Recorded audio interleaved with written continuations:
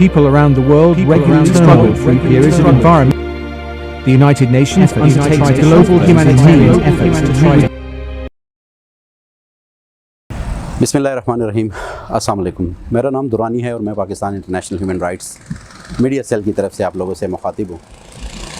आज सुबह एक बहुत अफसोसनाक और दर्दनाक ख़बर मिली कि एक बस जो डाइवो का बस था और ऑयल टैंकर के बीच में एक्सीडेंट हुआ है, जिसमें अभी तक के मुसद्दक़ा इत्तलात के मुताबिक 20 बंदों की अमवात हुई है। इस पे मैं पहले भी एक प्रोग्राम कर चुका हूँ और बता चुका हूँ कि पाकिस्तान के अंदर इन चीज़ों को चेक करने के लिए कोई डिपार्टमेंट नहीं है। ड्राइवर कितनी दफ़ा वो 24 घंटों में उनकी नींद कितनी होती है, उसको चेक कौन करता है, उसकी बॉडी और मेंटली कंडीशन क्या होती है, क्योंकि उनके भरोसे पे पीछे 25 से 30 बंदे बैठे होते हैं। और यहाँ पे अफसोस ये है कि एक बंदे को मारना, वो बेसिकली एक बंदे को मारना नहीं होता, उस बंदे के पीछे कम से कम 20 से 25 बंदों को हम मार देते हैं, क्योंकि वो 20-25 बंदे डिपेंडेंट होते हैं उस एक बंदे पे।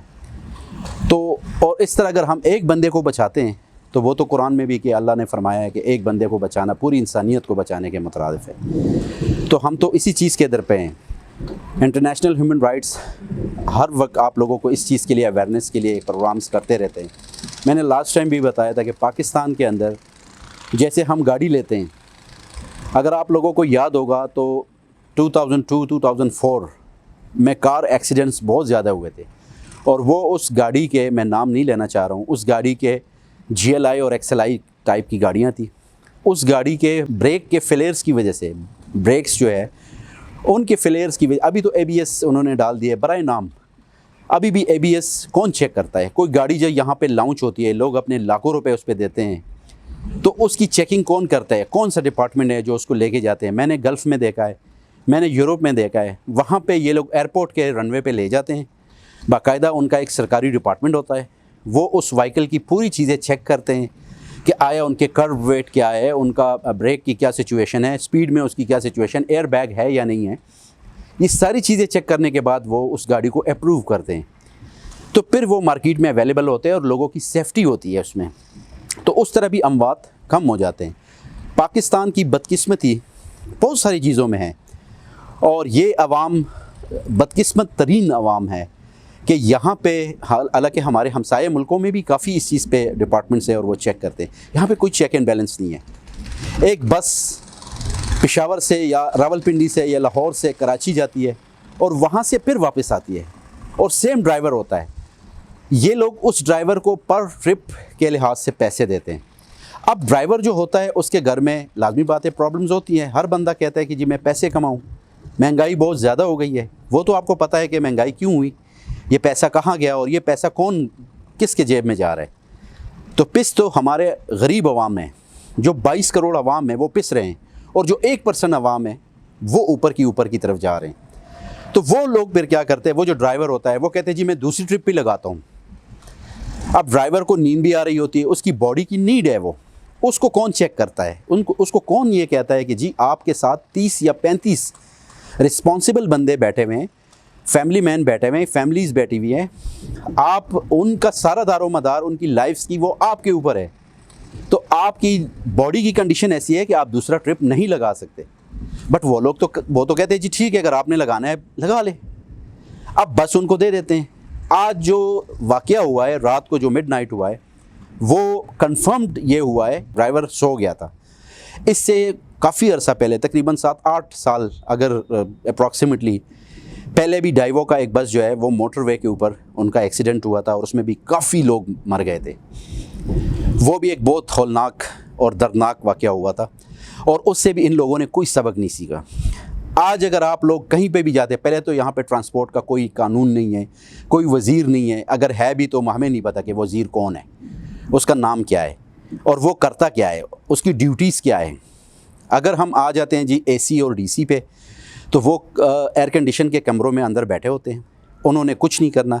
उनको तो मैंने ये भी नहीं देखा कि कहीं मेडिसिन की शॉप पे जाके उन्होंने फ़ेक कोई मेडिसिन पकड़ी हो, यहाँ बाज़ारों में कभी आप लोगों ने देखा है, सिवाय साल में कहीं एक दफ़ा, वो भी मीडिया पे इतनी हाईलाइट करते हैं कि जी हमने वो ब्रांच को बंद कर दिया, वो ब्रांड को बंद कर दिया। इससे कुछ नहीं होता। आपको बाहर निकलना चाहिए। आपको गवर्नमेंट ने इतनी गरीब और गुर्बत आवाम के पेट काट के आपको इतनी बड़ी बड़ी गाड़ियाँ दी है, तो आप डेली आप निकलें। सुबह 8 बजे से लेके जो 8 घंटे आप लोगों की ड्यूटी बनती है, कम से कम उसमें जाके बाज़ार में चेक एंड बैलेंस रखें कि कौन सी चीज़ की क्या प्राइजेज़ है, नरखनामे पड़े हुए हैं कि नहीं। मेडिसिन के स्टोरों पे जाएं। इसके अलावा ट्रांसपोर्ट की अगर हम बात करें तो ट्रांसपोर्ट में यहाँ पे चेक एंड बैलेंस कुछ भी नहीं है। यहाँ पे घिसी पिटी गाड़ियाँ चल रही है, लोगों को कुछ नॉलेज नहीं है, किसी का टायर निकल रहा है जी, मोटरवे पे ओवर स्पीडिंग हो रही है। पहले जब मैं मोटरवे पे ख़ुद ड्राइव करता था तो मुझे हर तकरीबन 10 से 15 या 50 किलोमीटर पर एक कैमरा जो है वो लाजिम मिलता था कि वो चेक एंड बैलेंस रखता था। आजकल कोई कैमरा मुझे नज़र नहीं आता मोटरवे के ऊपर। तो बात तो वही आ जाती है कि एक चीज़ बनाना कोई सक्सेस नहीं है, उस चीज़ को रन करना, उसको प्रोलॉन्ग लेके जाना और उसके स्टैंडर्ड का भी ख्याल रखना, वो चीज़ काउंट होती है। तो इस तरह की अमवात आगे भी होगी। आप लोगों के भी बच्चे, आप लोगों की भी फैमिलीज़ ट्रेन में भी सफ़र करती है, एरोप्लेन में भी सफ़र करते हैं, जहाज़ों में भी सफ़र करते हैं, बसों में भी सफ़र करते हैं। मैं आपको अगर आज एक बहुत बड़ा डिस्क्लोजर करूं कि यहाँ के जहाज़ों की भी कोई चेकिंग नहीं होती।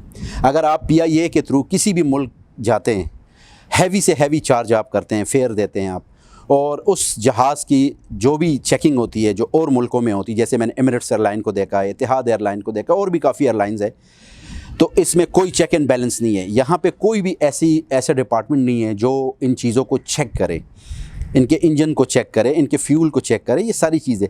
तो यहाँ पे बहुत सारे फेलियर्स हैं। इस मुल्क को मैं बांग्लादेश से भी मवाजना नहीं कर सकता हूँ, क्योंकि बांग्लादेश बहुत आगे निकल गया है और काफ़ी मुल्क काफ़ी आगे निकल गए हैं। बट अगर यहाँ पे आप किसी भी बड़े से बात करें, किसी सियासी लीडर से बात करें, किसी ब्यूरोक्रेट से बात करें, तो वो कहते हैं जी आप तो अफ़गानिस्तान को भी देख लें ना, आप तो जी ईरान को, वो अपने से नीचे आपको एग्जांपल देना शुरू कर देते हैं। मैं दुबई से आया था तो मेरे पास वहाँ का लाइसेंस था, तो मैं यहाँ पे लाइसेंस रिन्यूअल के लिए चला गया और मैंने कहा जी मेरे पास पाकिस्तान का लाइसेंस भी होना चाहिए। तो जब मैंने उनको कहा जी मेरे पास दुबई का लाइसेंस है, यूरोप के भी है कुछ कंट्रीज़ के, तो उन्होंने वो लाइसेंस टेबल के ऊपर मुझे फेंक दिए कि जी इन लाइसेंसों को हम नहीं मानते। तो मैंने कहा सारी दुनिया इनको मानती है, आप नहीं मानते? कहते नहीं जी हम सिर्फ पाकिस्तान को मानते हैं। मैंने कहा ठीक है, वो तो मैं भी मान रहा हूँ, बट इस तरह तजलील तो ना करें एक चीज़ की कि आप उस लाइसेंस को उस तरह फेंक दें। बारकैफ ये आप लोगों का भी काम है कि आप अपने राइट्स के लिए उठें। आप इस मौजूदा हुकूमत से या अपनी गवर्नमेंट से ये यहाँ पे तो आप देख रहे हैं कि मीडिया जो है वो सारा बिका हुआ है, उसके ऊपर सिवाय सियासी दंगा मुश्तियों के और कोई चीज़ राइज ही नहीं होती। वरना लास्ट नाइट जो ये हादसा हुआ है, इस पे तो होना चाहिए ना कि मीडिया में बहुत ज़्यादा, अभी जस्ट मैं न्यूज़ देख रहा था तो तकरीबन शुरू के 10 मिनट जो हेडलाइंस है उसमें सिर्फ सियासी दंगा मुश्ती थी। उसने ये प्रेस कॉन्फ्रेंस कर लिया, वो कर ले, उनके घर पे छापा पड़ गया, हमें उनसे क्या लेना देना है? ये सब छोड़ रहे और ये सब आप लोगों के खून से इनके हाथ जो है रंगे हुए हैं।